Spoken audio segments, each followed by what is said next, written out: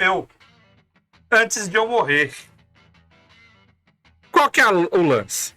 No início dos tempos, a gente jogava por e-mail.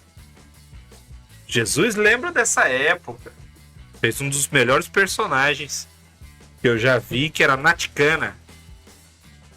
E um amigo do Jesus, que era o Thiago Moral.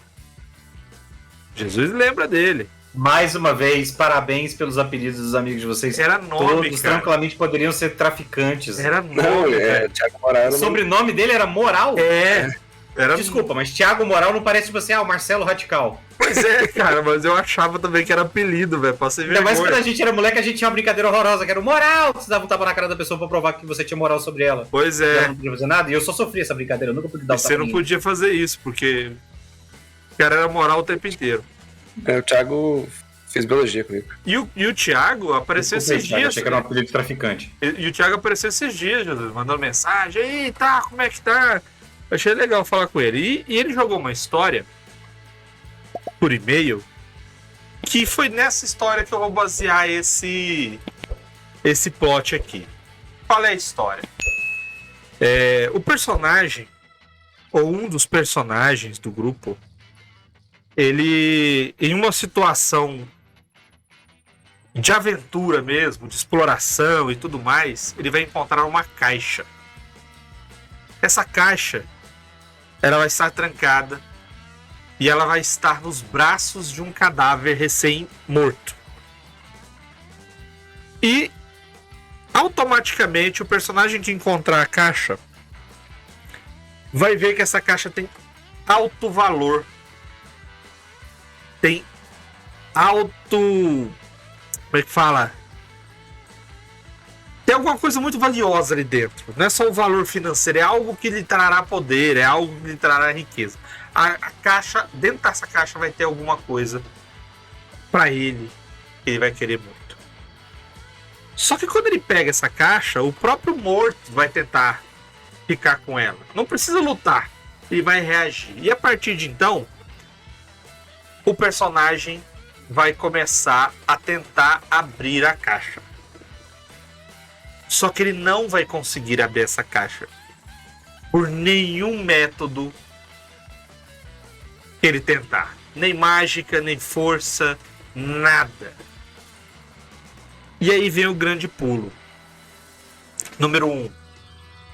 Você tem que colocar uma condição onde ele tem que ir para outro lugar com essa caixa para abri-la. Ou, /e, todos que virem a caixa vão querer a caixa. E eles não vão agir imediatamente atacando ou tentando roubar. Essas pessoas, essas criaturas, todos que tiverem lá, vão tentar usar artifícios para enganar o personagem para ficar com a caixa. Terceiro ponto. Isso tudo não precisa ser verdade. Porque a caixa é amaldiçoada. E tudo tá na cabeça do personagem. O Thiago, quando jogou, ele guardava a caixa, ele acabou entrando num barco para ir para tal lugar com essa caixa, todo mundo querendo, e começou a acontecer várias coisas sobrenaturais, porque a história dele era o mundo era real, né? Era realista, não fantástico. E todos querendo a caixa e tudo mais. E no final, as pessoas que estavam querendo pegar essa caixa começaram a se transformar em criaturas monstruosas. E ele fugindo delas, assim, combatendo elas, ele descobre que era tudo da cabeça dele, ele já tinha matado a família dele, os amigos dele, etc e tudo mais. E ele é morto por um dos amigos dele. Quando ele percebe o que ele fez, o amigo dele mata ele para não morrer. E pega a caixa também, né? E fica com a caixa. Então, o que a história pode acontecer com o seu jogador não precisa necessariamente do personagem morrer. Mas o que você tem que fazer? A caixa, ela vai ser o mal da ambição, da inveja e do egoísmo. Então você trabalha tudo em volta disso. Tudo em volta disso. O personagem que está com a caixa, ele tem a ambição e a vaidade de ter a caixa e acha que todos os que estão em volta dele estão com inveja e querem a caixa para si. E o percurso da história vai ser ele tentar abrir a caixa. Você não precisa levar a mesma história que eu narrei pro Thiago. Mas você faz o personagem guiar essa caixa para a abertura, porque ele vai ter a sensação que se ele não abrir essa caixa, ele vai morrer, porque alguém vai matar ele para roubar dele. Bom, o plot basicamente é esse. Aí você fala assim, não, mas esse plot é muito vago, ele é muito aberto. Sim, porque você vai ter a possibilidade de trabalhar disso da maneira que você quiser. A caixa pode ser mágica, se for um terreno fantasioso. Ela pode ser amaldiçoada. Ela pode ser nóia da cabeça do cara. Pode ser uma aventura contemporânea, uma aventura fantástica, medieval, uma aventura de terror. Pode ser a aventura que você quiser. Mas o que você trabalha é exatamente esse tipo de ação. A pessoa sendo oprimida pelas suas próprias noias, ou a caixa incentivar no coração das pessoas o que elas têm de pior, junto com a ganância. E aí eu sei que você vai ter uma aventura bem complexa pro jogador e ele vai se sentir bastante perseguido o jogo inteiro. Paranoia é um sentido que quando estimulado ali é bem complicado de você conseguir lidar, né, o tempo inteiro, porque você nunca tem um ponto seguro, você sempre acha que alguém quer pegar, no caso você vê alguém quer pegar a caixa, você tá se escondendo de outras pessoas em algum lugar, e aí você passa a ser também isolacionista, né, que qualquer pessoa é um inimigo em potencial. Você nunca tem aliados, porque você sempre vai acreditar que as outras pessoas querem aquilo que você tem. Então, e aí, no caso, inclusive, é um tema que deve ser usado, né, talvez com cuidado, dependendo do tipo de aventura. Se for uma aventura de grupo, você pode tender a rachar o grupo ali, né? Sim. Pode tender a fazer o cara sair do grupo, alguma coisa assim. Então, tomar cuidado. Ou colocar o grupo inteiro na mesma noia. Você pode expandir a aura do negócio, tipo, a caixa é nossa. Isso, porque aí você impede isso daí, né? Os jogadores se virarem um contra os outros. Eu não aconselho. Pois é, porque no caso do Thiago era uma aventura solo, né? Então, Sim. tinha problema dele ser egoísta com o objeto. Mas aí se você for usar isso com mais pessoas, com um grupo, talvez seja interessante você expandir o poder da caixa para que seja um amaldiçoado ou grupo. O bom da história dele é que, desde que ele achou a caixa, até o momento que o personagem dele morreu, e mais uma vez, não precisa os personagens morrerem. Eles têm só que ter essa urgência de achar que vão morrer se não abrir essa caixa. Desde que o personagem começou até que o personagem morreu, ele não conseguiu abrir a caixa. Ele não tinha ideia do que tinha lá dentro. E com o Thiago ainda foi melhor, porque foi a primeira vez que ele jogou RPG. E ele comprou a ideia de estão perseguindo a caixa e eu não consigo abrir a caixa. Então ele manteve a caixa sem eu falar que era maldição, sem eu falar que tinha coisa lá dentro, sem eu falar nada. Ele simplesmente comprou a ideia e foi.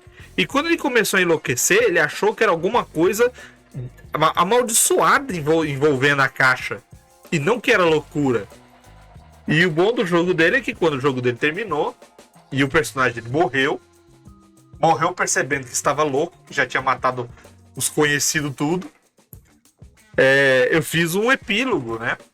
Onde o amigo dele, que era o melhor amigo dele, que matou o personagem dele, pega a caixa e fala assim, essa caixa aqui é o que deixou meu amigo louco. E o cara era meio que comerciante, então ele tinha um barco.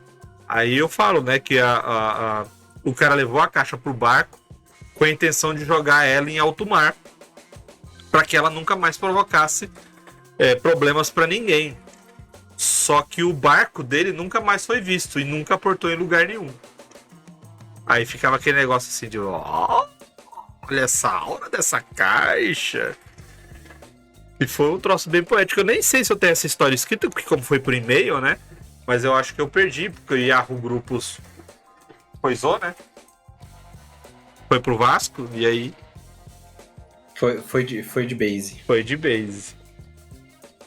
Isso que o Jesus comentou da paranoia, eu acho que é um aspecto relevante, e o outro aspecto que eu destacaria é o momento em que você estabelece a possibilidade de ser tudo uma alucinação.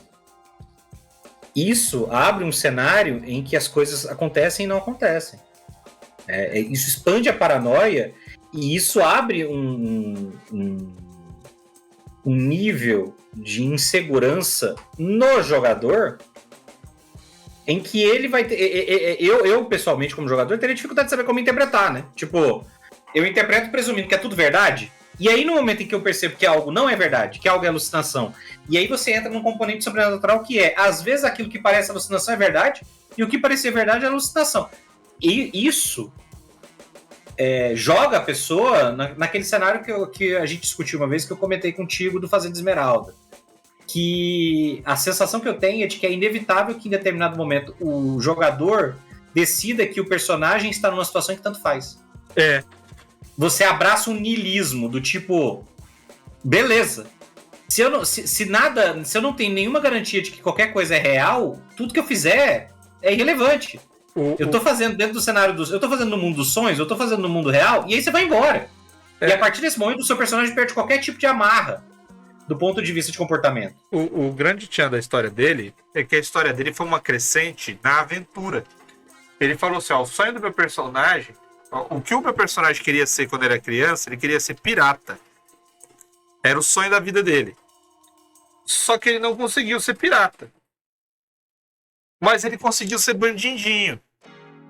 Então ele roubava com a ganguezinha dele lá. E ele foi embarcando nessa.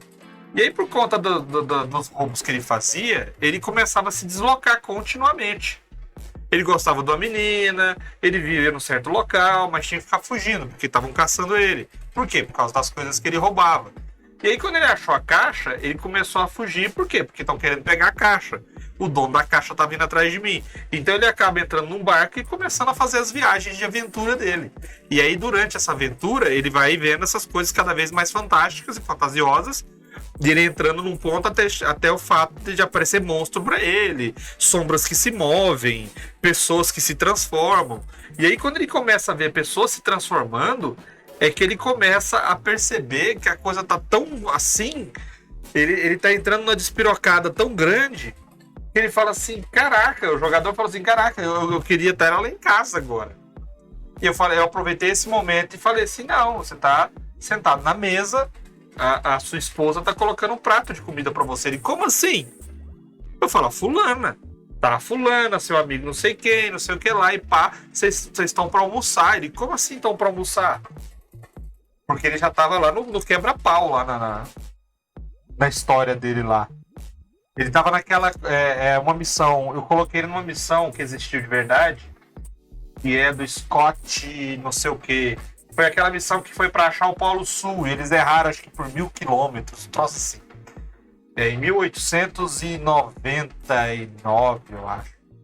1901, troço assim.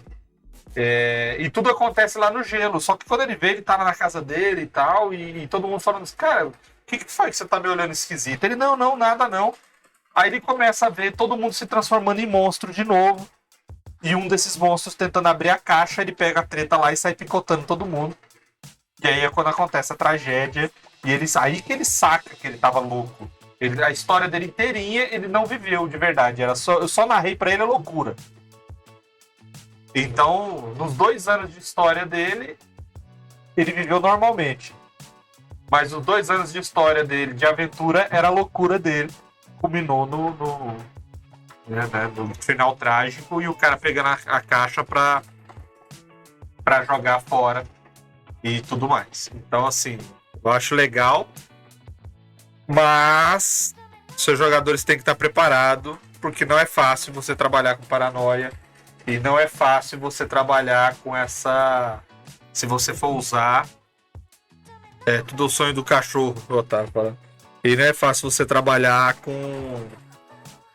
Não é ilusão, mas é com esse desvio aí da realidade.